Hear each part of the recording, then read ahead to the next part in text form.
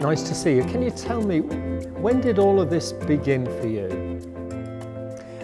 I was about 14 years old, watching television in South Africa in our house. And I remember my eyes being drawn to sort of the family Bible. It belonged to my grandfather. And as soon as I looked at the Bible, this thought came into my head: why don't you be a priest? And immediately everything clicked. Everything just came together simply from that thought.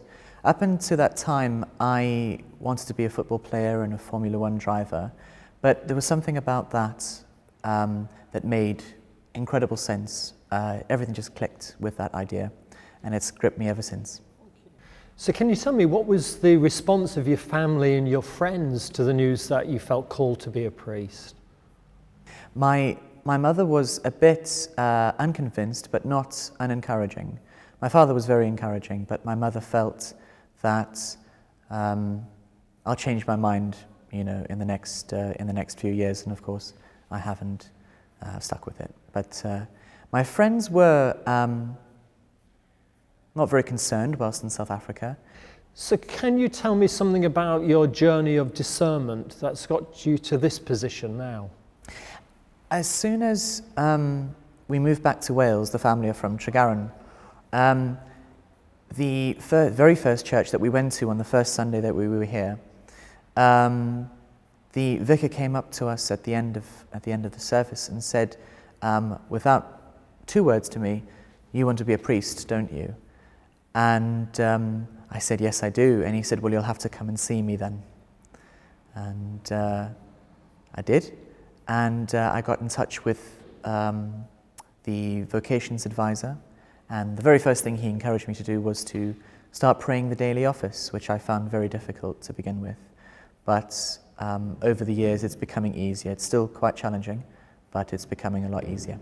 The other thing was to get a spiritual director, and this was in Lampeter whilst I was studying there, and he was a retired priest. And whilst it wasn't my tradition at that time, he encouraged me to make my first confession, which I did at the shrine of Our Lady of Walsingham, which was a very scary but very positive experience. After various meetings with the vocations advisors and the director of ordinance, I was put forward to two section conferences. The first was a diocesan panel, which was chaired by the bishop and various other people in my diocese. And a few days after that interview, I received an email with a report saying that I'd got through, and they'd recommended me for the Welsh equivalent of the BAP, which is the Provincial Selection Conference. And that was a 3-day intensive conference with various group exercises for the potential ordinands and interviews.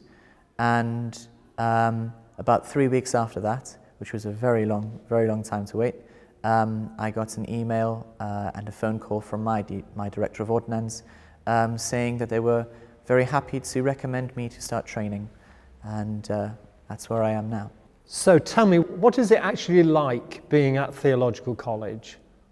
I must say it's quite intense. It's certainly a very challenging time, but at the same time very positive.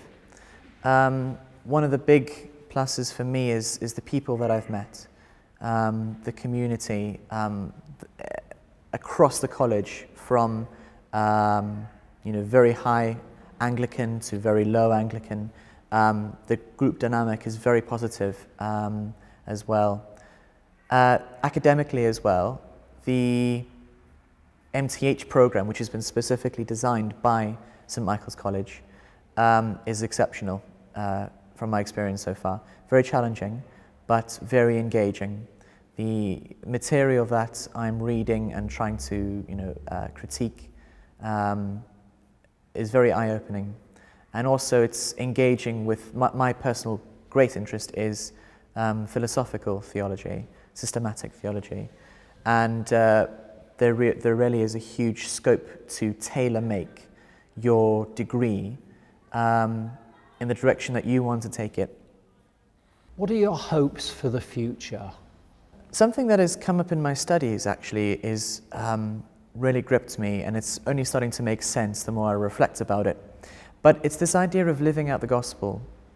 And as a parish priest, which I hope to become one day, there is a real opportunity there to live out the gospel in laying down your life for people who are in your care as a parish priest. And that is something that really excites me. Another wonderful phrase coined in some of my studies is being charismatic in the pews, evangelical in the pulpit, and Catholic at the altar. And that's something that I would like to embody as a parish priest in hopefully the not too distant future. Well, Edward, thank you very much for coming and sharing something of your story, a story I know is going to make real connections with all sorts of people watching us today.